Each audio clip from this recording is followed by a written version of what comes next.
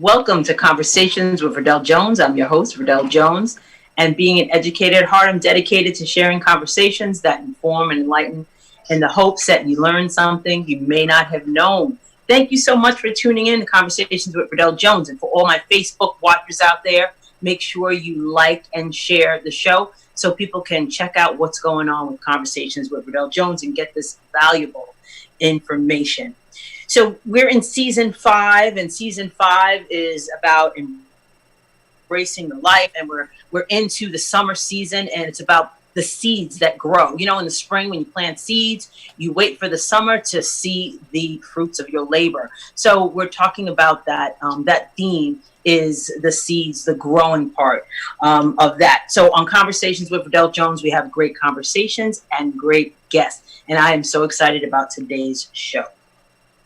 We can now be seen on Roku on the Strong Island Entertainment channel. So you can check us out on Roku. There's a lot of shows on there as well that you can check out. So make sure you tune into that.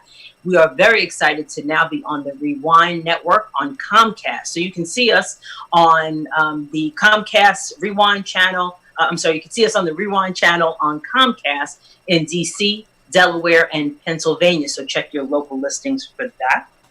We are also looking for partner sponsors. So if you're interested in sponsoring the summer season or any one of our segments, please reach out to support the quality content that we provide here at Conversations with Verdel Jones.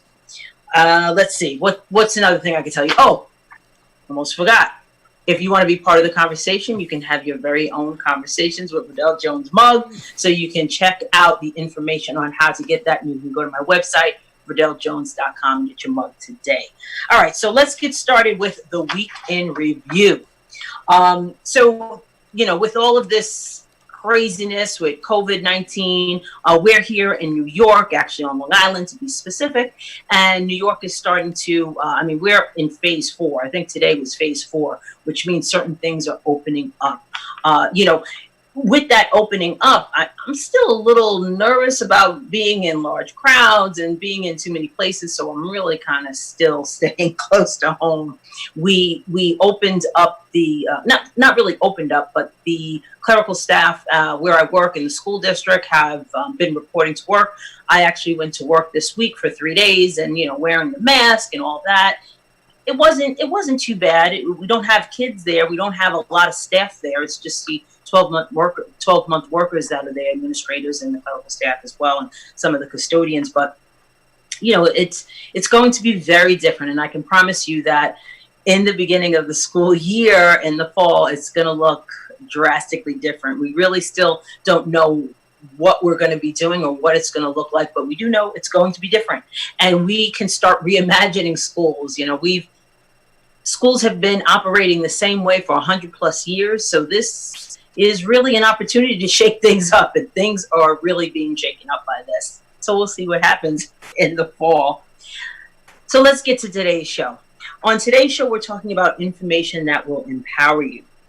Paying for college is an overwhelming task. It can be very stressful, and I know it kept me up late nights.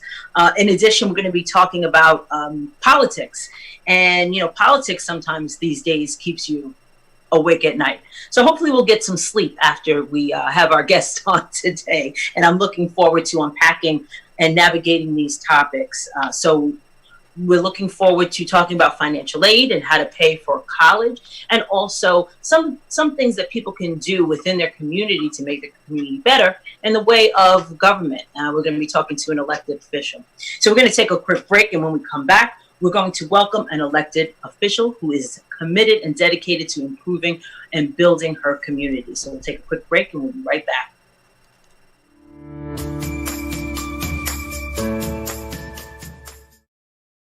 Yeah.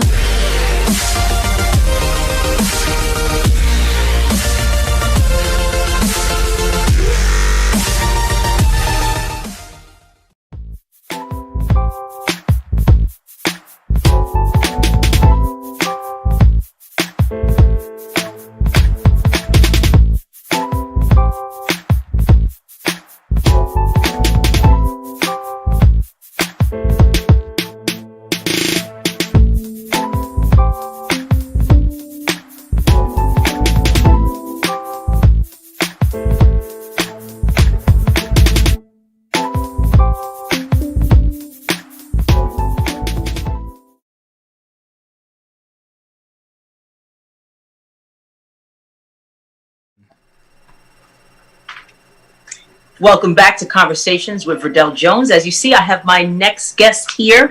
It's Councilwoman Valerie Cartwright. She's an attorney, an adjunct professor, first-generation woman of Haitian descent.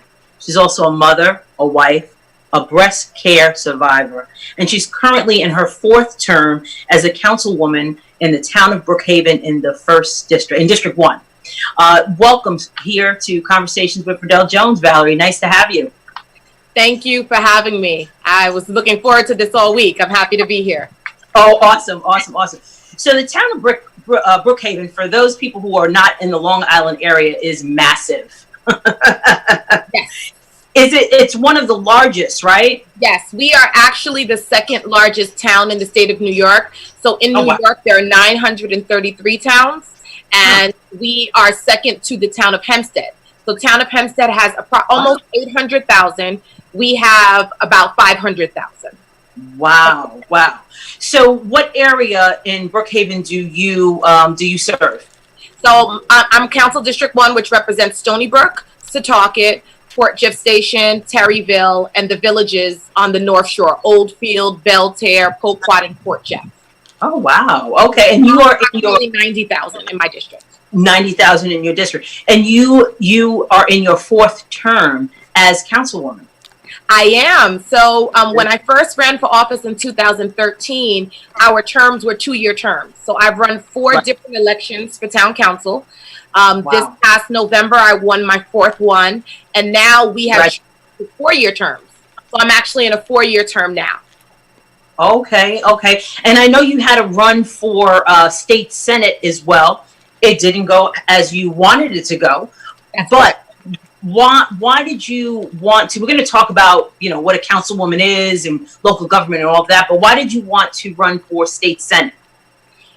Running for state senate was giving me a better opportunity to represent my constituency. It created a larger constituency. It was going all the way, picking up both forks, all the way out to the east end to Montauk. So it's a totally different community. Also, in the state of New York, as you've been watching, I'm sure, over the past few years, there have been a lot of key issues that have come up before the New York State Senate and the New York State Assembly related to our quality of life issues. We're talking about healthcare, environment, voting reform, criminal justice reform, things that we have been waiting for decades to address. And now that we have a Democratic majority in the New York State Senate, things have been changing, and I wanted to make sure that I could be a part of that change here in the New York. Right, right. So as a councilwoman, what is the role of a councilwoman? So I always say that being a council person at town level is like being the closest to the people. When I say quality of life, that's really quality of life. Potholes, your lighting, you know, on the outside, your garbage, you know, waste recycling. All of that is done on a very local level. That's the town level. And one of the most important obligations that we have as local council people is to deal with rezoning. So zoning, land use. So if, for example, someone wants to rezone the residential vacant area that lives next to you, and they want to make it a commercial site, they would have to come to the town. So we basically dictate to some degree how our community looks and where things are. Okay, so like you said, it's that quality of life issue. That's right. Right, and in connection with, because local politics is so important. I mean, it's people really need to pay attention to what's going on locally because it impacts their day to day in such a major way. So as a council person, as a councilwoman, you work in conjunction with the legislature as well? So we technically are the legislative branch as well on a town level. So we create, we have ordinances. We have our own town code within the town. You have town of Babylon, town of Brookhaven. You have all of these different towns on Eastern Long Island. And we also work with other levels of government. So above me would be the county legislature. So you have the county legislature, which is Suffolk County Legislature. And then above that then is the New York State Assembly, the Senate, and the governor. Got it. Okay. Because sometimes there's so many layers, and it's hard to know who to go to for what. It's always hard. It's going to always be hard because I'm in it 7 years, and there's always something that you're learning or an intricacy related to a particular level of government. What I think is important for local elected officials on any level is to make sure that that local elected official helps the constituent navigate the process. So one of the things that I committed to when I first came in 2014, that I'm not going to send my constituents away and say, well, that's not my level of government. You figure it out. You know, I connect them to the federal government, whoever the congressperson is, or I connect them to the state assembly person and work with them, which is something I've done over the past 7 years, creating coalitions of different levels of government and agencies so we can actually affect change. Right. Yeah, it's that navigation that's key. So as a council person, you're on the ground, so to speak. I'm in the community, you know, Eagle Scout, Girl Scout, Silver, Gold Awards. I create, task force to deal with some of our quality of life and social justice issues. I try to go above and beyond because it's important that the community knows that their elected officials are working for them with respect to all issues. And you don't see a lot of that with our elected officials, unfortunately. Right. So at the top of the show, I was talking about it being our season 5 and our summer season, and I was talking about seeds that you plant seeds and then they grow. What were the seeds that were planted in you through your experiences to make you want to run or be an elected official? Okay.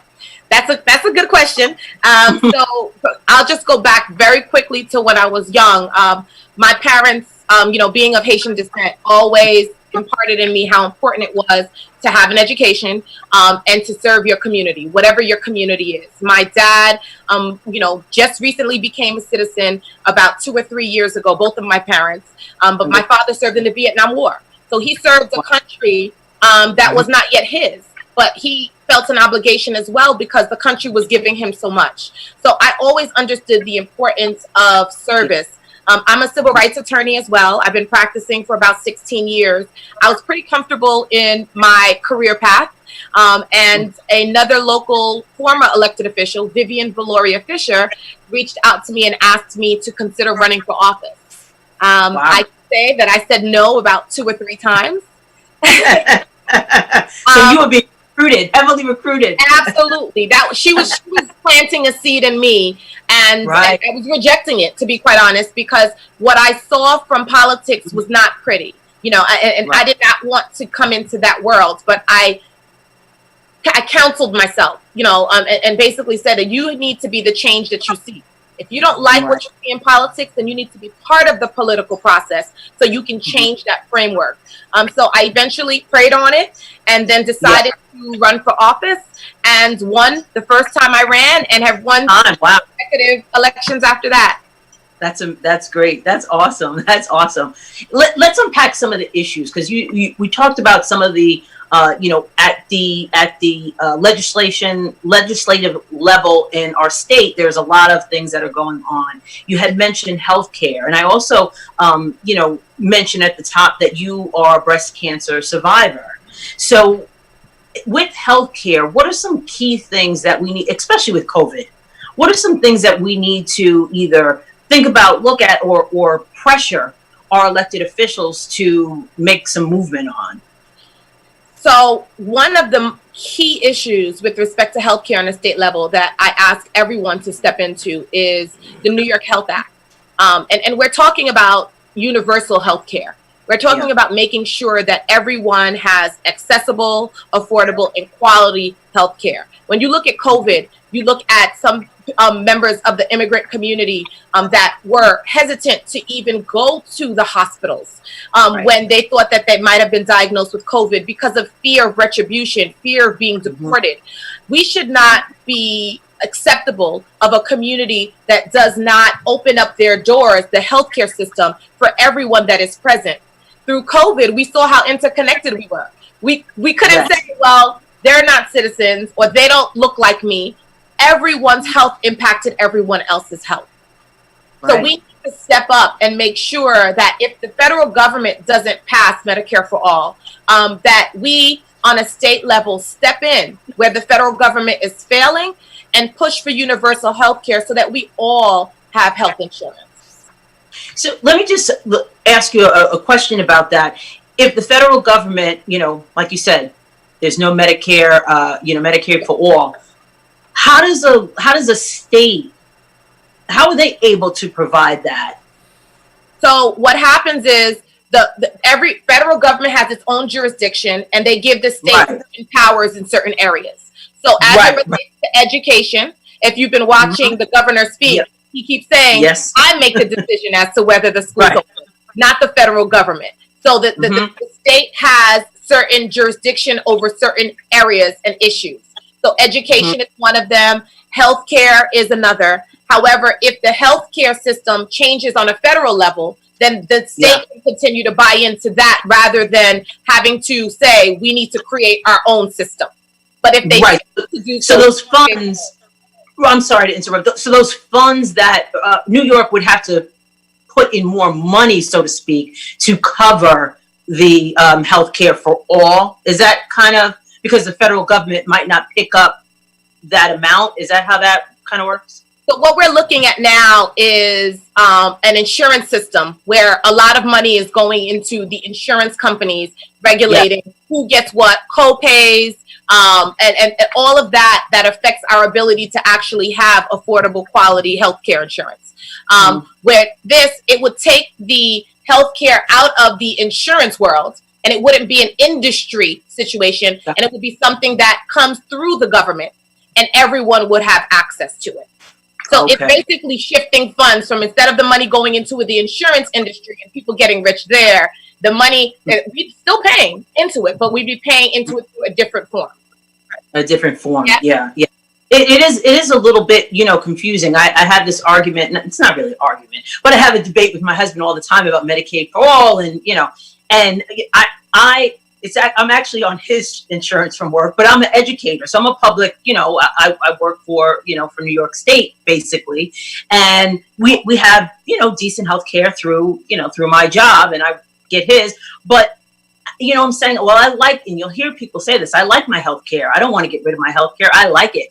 And I think that it gets a little bit confusing. I want everybody to have health care, but I think some people are in the mindset, well, if I get what everybody else has, it won't be as good, Yeah, I think, and it's a misconception that the healthcare won't be as good. But two, we have to understand it's more of a strain on our system when we are treating people in the emergency room. So that, then we're dealing with all of these pre-existing conditions that they're not able to treat effectively. And then when something like COVID pandemic hits, then the people that suffer are those who did not have health care or who did not have proper health care.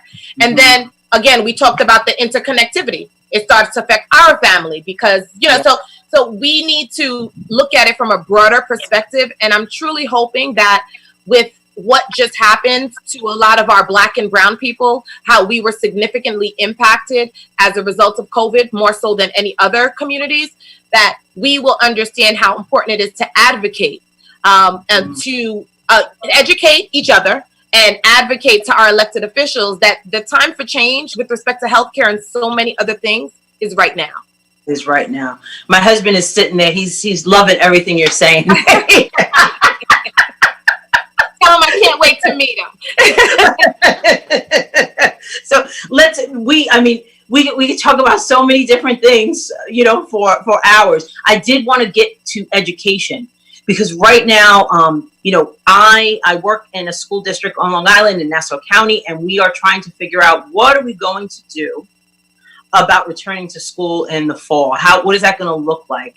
And schools have been operating the same for 100 plus years, and this has really forced us to make some changes and to think about education differently. And I'm just interested to see or find out what do you see education in the future, moving toward the future, and how we can create something good out of this pandemic that we're in reference to education.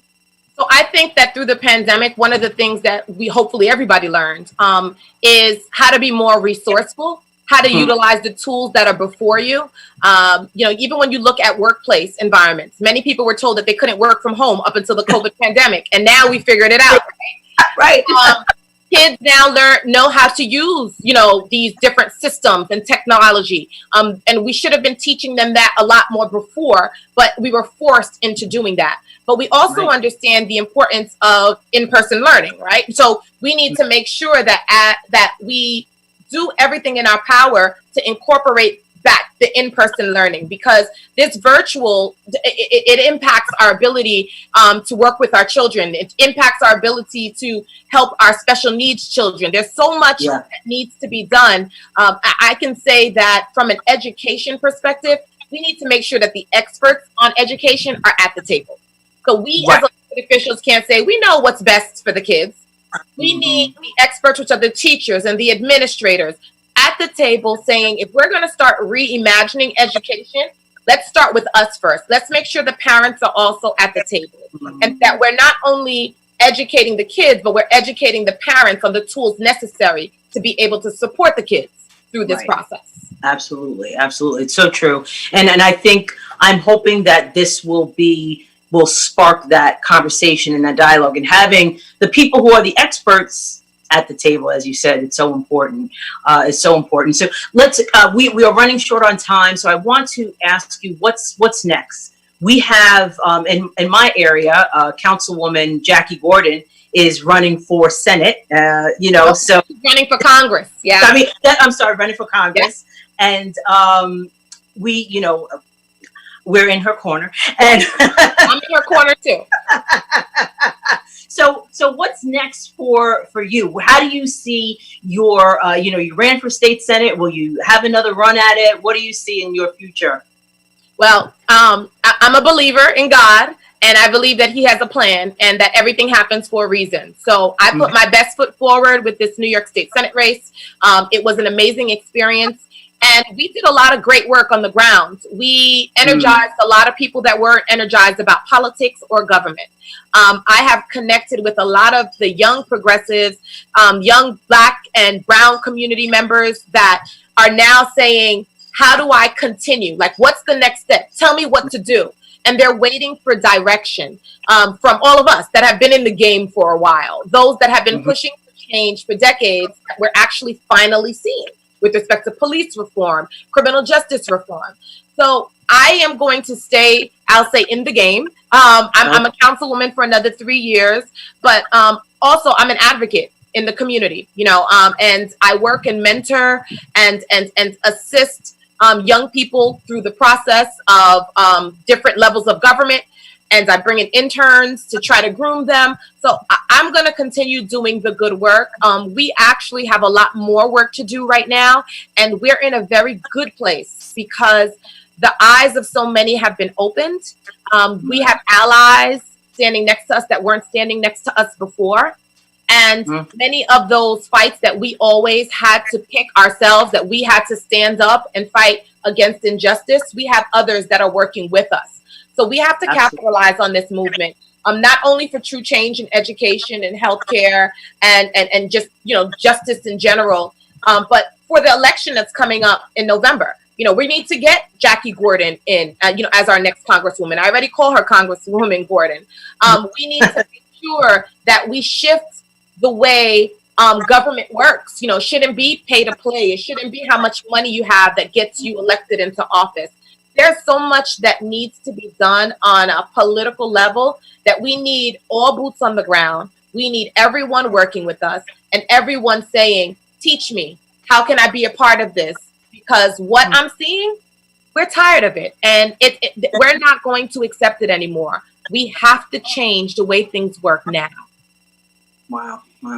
So I want to thank you so much for being a guest on Conversations with Verdel Jones. Again, we could go on and on and on. This is so engaging and enlightening and informative. So I want to thank you so much for being with us. Thank you for having me, and I'll always come back. Just let me know. Awesome. So we're going to take a quick break, and when we come back, we're going to talk about financial aid.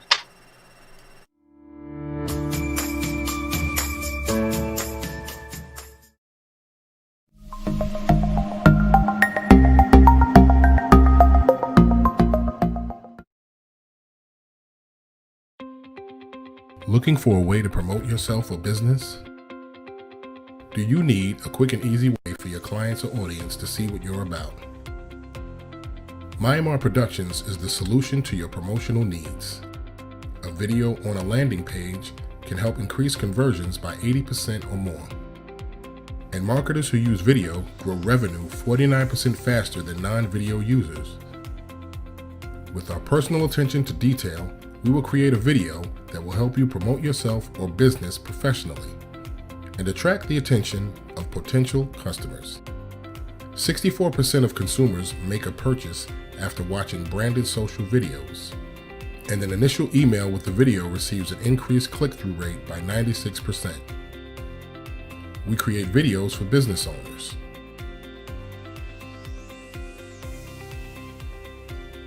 authors,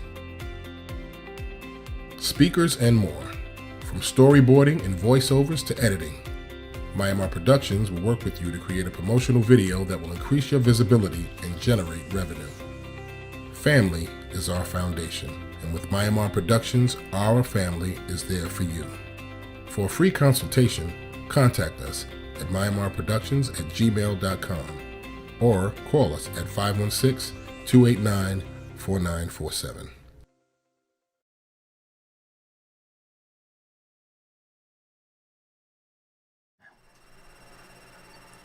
Welcome back to Conversation with Verdel Jones. As you see, I have my next guest here, Joe Weglars. He is a financial aid expert. His actual title is the Executive Director of Student Financial Services at Marist College.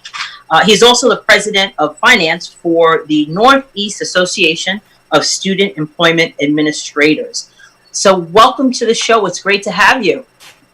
Thank you. Very glad to be part of the show. Awesome. So I have so many questions about financial aid. Our viewers have so many questions about financial aid. I think it's something that's very overwhelming for a lot of people. So I'm happy to have you here to unpack some of that for us today. I'm glad to be here. So let's talk about, so season 5 is, it's our summer season. So I wanted to ask you a question. You know, in the spring we plant seeds and we, wait for the summer to see the fruits of our labor. What seeds should parents plant to assist their students with attending college in reference to paying for it? Okay, yeah. So that's a very big question. But if we're referring to the spring season, all right, we would actually encourage our students and families to apply for the FAFSA. The FAFSA is the free application for federal student aid, and that is a document that is supplied by the Department of Education. And the document, believe it or not, has become much more simplified over the years. But then really, once they submit that application, which really should almost be, I would say, early winter, all right? Then the whole process starts at that point when it comes to determine the eligibility of their need-based financial aid. So in a nutshell, what is financial aid? Because you hear that term and people think of it differently. But in a nutshell, what is financial aid? So that is a very good question. Financial aid, to simplify that definition, we break it down into several categories. I think families, when they hear the word financial aid, they relate to grant money, which is money that is awarded by whether it's the government, whether it's by the school, but in either way, it is not due back. The expansion of that formula, including the need-based grants, we also include academic scholarships, though they are not awarded based on need, obviously. And then we include college work study, or what we call student employment, and then student loans. So in conclusion, financial aid is broken into those 3 categories. Right. So you had mentioned before, and we're going to talk about a little bit about some of those that you mentioned, but you also stated, you talked about the FAFSA, right? Correct. Some people, especially on Long Island, in other major metropolitan areas where the incomes might be, decent on paper, and people don't think they need to actually fill out the FAFSA. And what would you say to families that don't think that? Should they apply even though they might make more than enough to not to be able to, to pay for college, not really pay for college because really it's who can. It's very expensive. You don't have a lot of cash saved to pay for college. There's ways definitely to pay for it. But what would you say to people who make a certain income who think they should not fill out the FAFSA? Well, being in the world of financial aid, okay, our industry is going to always encourage families to complete the FAFSA.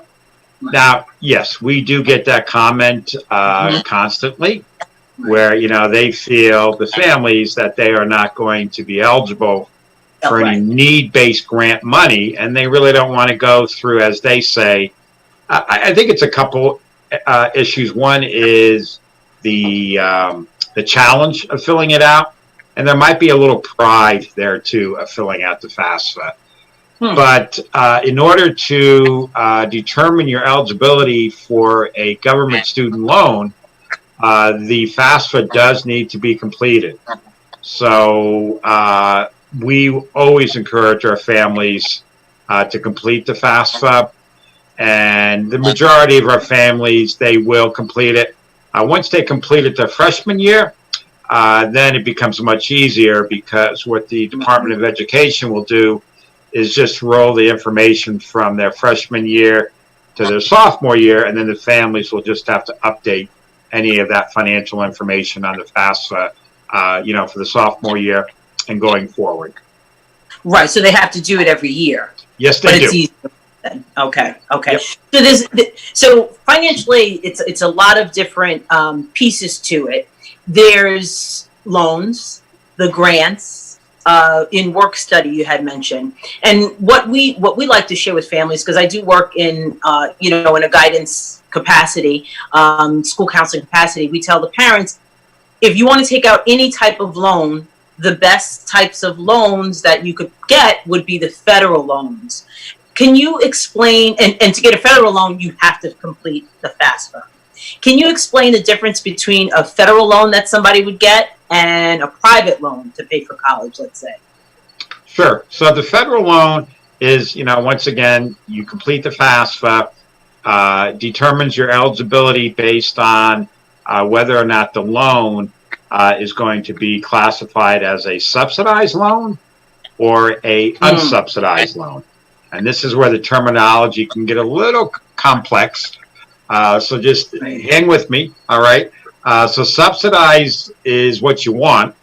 That means the interest on that loan will be absorbed by the federal government while the student is in school. The unsubsidized part of the loan is you can still get the loan, but the interest that's accruing on the unsubsidized part of the loan is the responsibility of the student while they're in school. So in conclusion, the student loan, which would be $5,500 across the board for all institutions, for all freshmen, the best scenario is you would be able to get a maximum of $3,500 subsidized and $2,000 unsubsidized. Okay. So the extreme opposite of that would be you'll still get the $5,500, but it could be all unsubsidized. But once again, that's not the one you want. Right. But it does, it gives the family, funding for the cost. The private loans, they're actually, depending on the family's financial situation, could be a better fit. All right. So what I mean by that, the lenders, and there's lenders that such as Sallie Mae, Discover, and there's several other ones out there in the industry. They will actually have the student loan in the student's name, but the student will have to get a cosigner, which probably will be a parent, all right, because it's not easy to find a friend who's going to co-sign a loan for an 18-year-old student, all right? Right. So with that being said, the credit check does take place on those loans, all right? Right. And it will be based on the co-signer's credit history. And then based on that credit history, will determine the interest rate on that loan. And also, those private loans, the lender does not take out a processing fee, where on the federal government loan, the government does take out a processing fee. So the private side, you get the full amount on the loan to be applied toward your invoice, where the federal loan, there is a processing fee that is reducing the loan. Oh, okay, got it.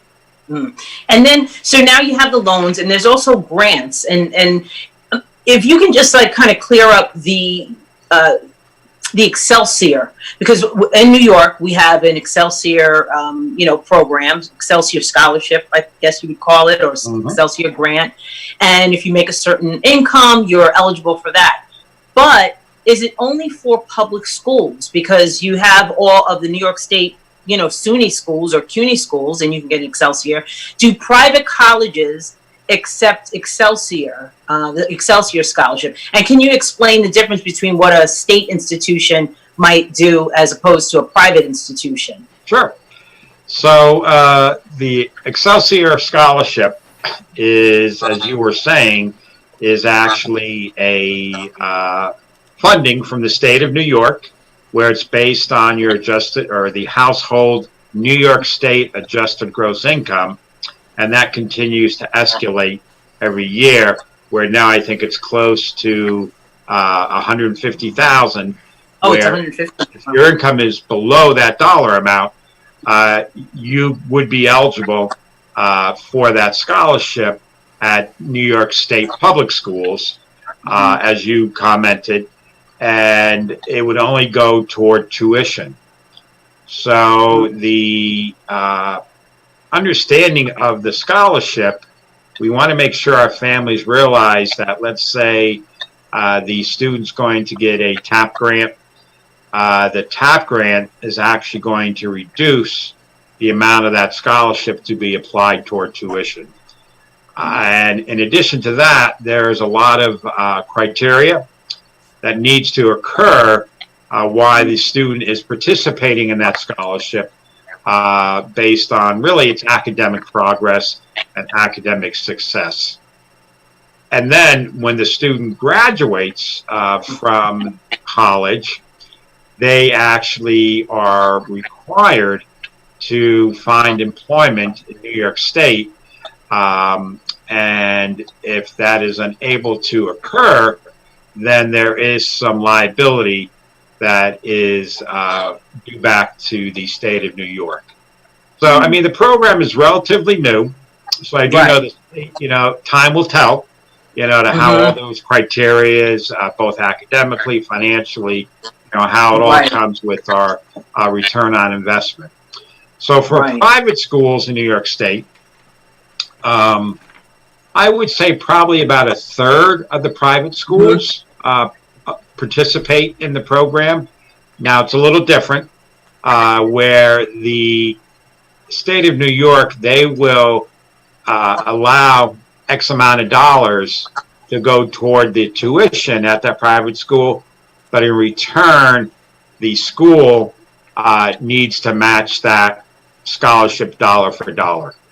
So in the private setting, it's going to get a little challenging, but a lot of the schools are already giving out the need-based grants, so they're probably surpassing what they would give out through the Excelsior grant too. So I think it's probably a better fit if you're going to go to a state school. But sure, it can also fit in a private setting, once again, if the private school is participating in the program. Got it. We're going to take a break and we want to talk a little bit about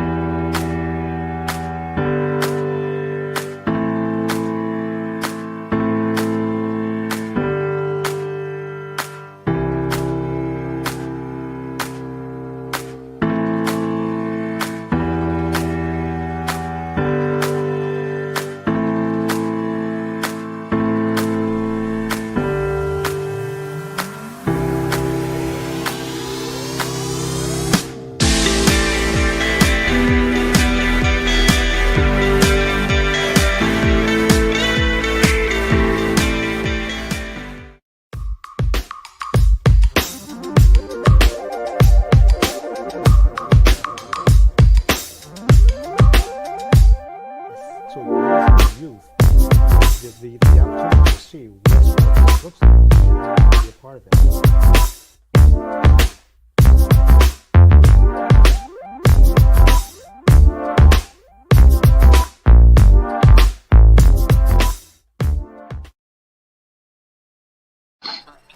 Okay. Going to the lead-in. And you're back. Welcome back to Conversations with Verdel Jones. We are talking about financial aid and paying for college. And before we took the break, I mentioned that we wanted to talk a little bit about scholarships, because scholarships are definitely a part of this process. And I just want to kind of talk about the different types of scholarships. I know there's individuals as far as athletic scholarships that think, if their child plays football or some other sport, that they'll get a full ride to college because they're just that good. Can you explain how athletic scholarships actually work and the breakdown of athletic scholarships from schools? Sure. Being that Marist is a Division I school, I will focus on Division I. So the process starts really from, I have to say, the athletic program, where the coaches are going to reach out to potential recruits and athletes, and they will, at that point, based on their athletic ability, they will perhaps offer them X amount of dollars. And I use the word X amount of dollars because, and I can only speak for Marist, we do not give out full, generally we don't give out full athletic scholarships.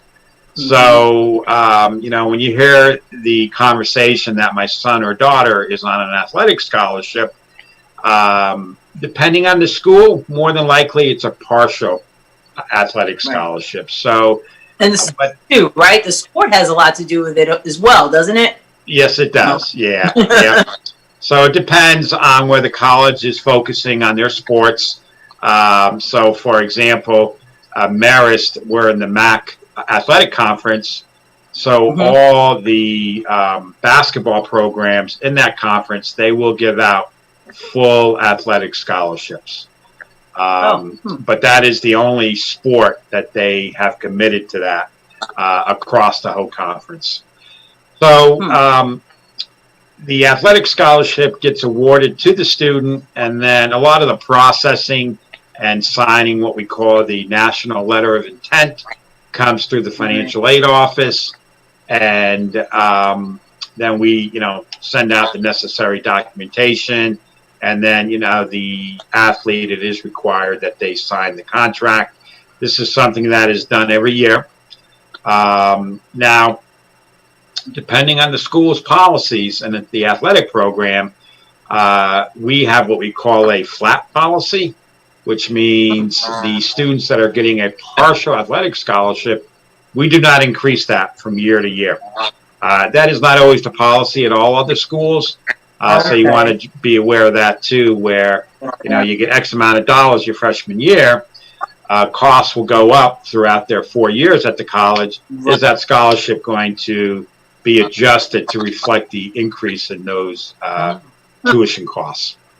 Didn't know that. Okay, interesting. And say for example, you have a student that a college might want and they want to recruit and they only have a certain pool of athletic scholarship money for a particular sport or whatever it might be.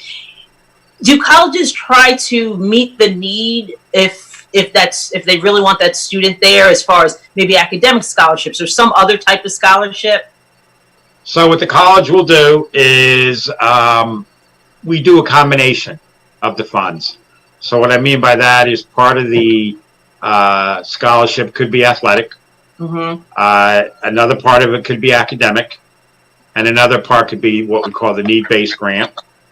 They could also get what we call the federal Pell Grant. So it does vary on the families and the students' success academically and the family's finances to what type of funding, in addition to the athletic scholarship, that student may receive. So the answer to your question is yes. Right. So you can kind of, piece things together to help support the family, basically. Exactly. Yep. Right. So keeping in line with the scholarships, I know there's scholarships that individuals or students get that are like community type scholarships, but then colleges also have scholarships that they offer students. Sometimes they have to fill out the FAFSA to be recognized for these scholarships. I guess it depends on institution. But how would families find out about these scholarships that colleges may offer students? So generally speaking, how that process will work is at the time that the student is admitted to the college will be when they are notified their eligibility for an academic scholarship. Now going forward, there are some exceptions where obviously your Ivy League schools, all right, your schools that are in the Tier 1 category academically, they are not giving out academic scholarships for the obvious reason that, all the students that are going into that school are very talented academically. So what they use is what they say is a need-based grant. So they will award the family based on the demonstrated need, which is coming from the FAFSA. And in some cases, what we call the College Board profile, which I'm sure you're familiar with that. But getting back to more like the traditional scholarship process that I just went over. So in addition to what we award, we also encourage our students we have some websites where they go out and look for scholarships. And I want to make sure, we all understand that if you go to those scholarship websites, you should not be asked to pay for that search. The scholarships, that should be a free search. If they're looking for a credit card number, stay away from it. There are scams out there, and that is also the case when you're filling out the FAFSA. You want to be very careful because there are scams out there too where they will assist you in filling out the FAFSA, but they're looking for compensation. The FAFSA, once again, the first letter in it is free. I'm getting a little sidetracked, so I apologize. We could probably talk for the next 2 hours. All right. But getting back to your scholarship question, so yes, in addition to what the school is going to award, there are some great websites out there. There's also endowed scholarships. What Marist will do is actually for the returning students. If they were borderline scholarship eligibility their freshman year, and we were unable to give them a scholarship, but they really blossomed very nicely their sophomore year, we're going to try to give them an endowed scholarship. So, that it's sort of financial aid is all different pieces. So we just want to award, that student for the success that they've done academically. But one thing we do need to realize is there's a lot of scholarships out there in our industry that go unawarded because families, partially I think it's understanding the process, but some of those scholarships, they want very certain criteria for the recipient to have. as part of their profile. Right. And sometimes, the matches just don't match up for the year. And, unfortunately, that money goes unexpended. Right. Yeah, absolutely. And are some colleges, or do some colleges develop scholarships based on the? So I know, I talk to a lot of colleges, and they say they need more cello players. So they'll have a cello player scholarship, or they want more diversity on campus, or they come up with some scholarship to get students of diverse backgrounds on the campus. Do colleges have an agenda that way? And if so, how can people tap into that? That's a very good question. So colleges, they all have strategic plans. And, part of college is, as you said, whether it's international students, all different types of students, that's part of the atmosphere. That's part of, students learning what the culture and what the world is all about. So, yes, we do want to attract those students. Going back to your cello player, we actually at Marist, we have what we call a music scholarship. And that's exactly who that is for the cello player.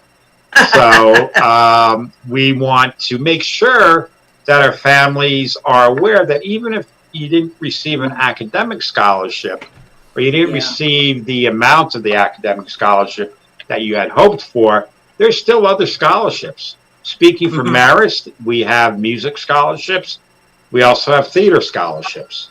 So, based on the school's goals, will determine what type of scholarships they are going to offer. But very good point, just to realize, I think when people hear scholarships, it's academic, goes right into their mind.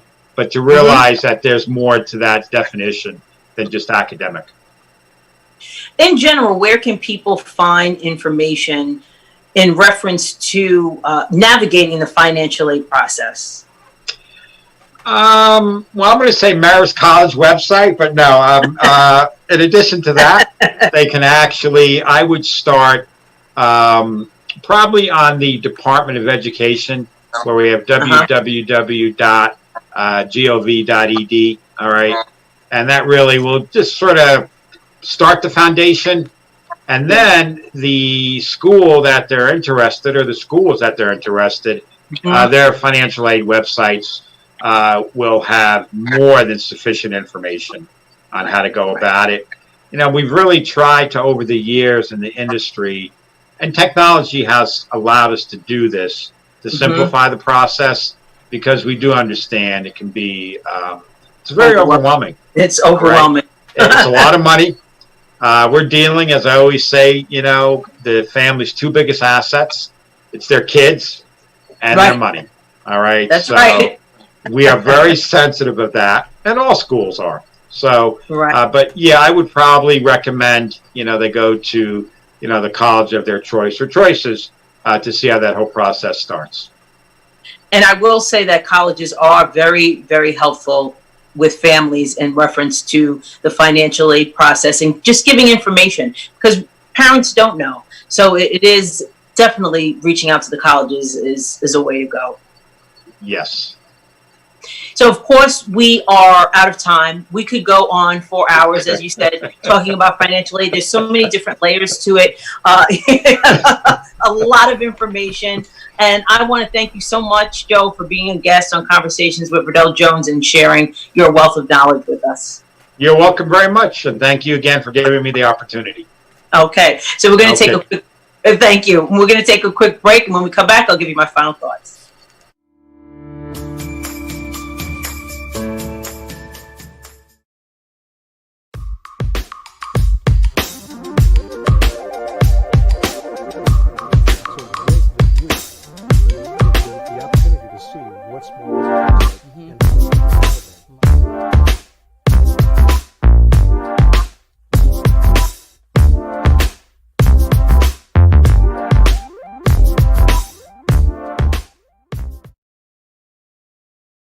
Hello, my name is Maya Jones, and I am the editor-in-chief and founder of Shades of Long Island.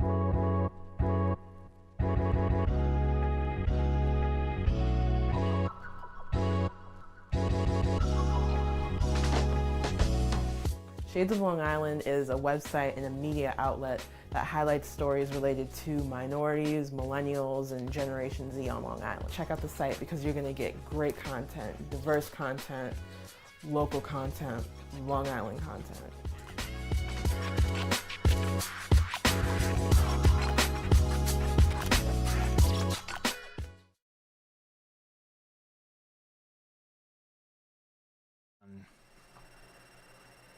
Thanks again for watching Conversations with Verdel Jones. We had some awesome guests with us today. We talked to Joe Weglarts. He is part of the financial aid office at Marist. His actual title is Executive Director of Student Financial Services, and he really provided some insight on the financial aid process, which is sometimes very difficult to navigate. I also want to thank Councilwoman Valerie Cartwright for being a guest as well. A lot of issues that we kind of went over and unpacked, and she is definitely a person who is dedicated to building her community. So I want to thank them both for being guests on Conversations with Verdel Jones, and we will see you next time.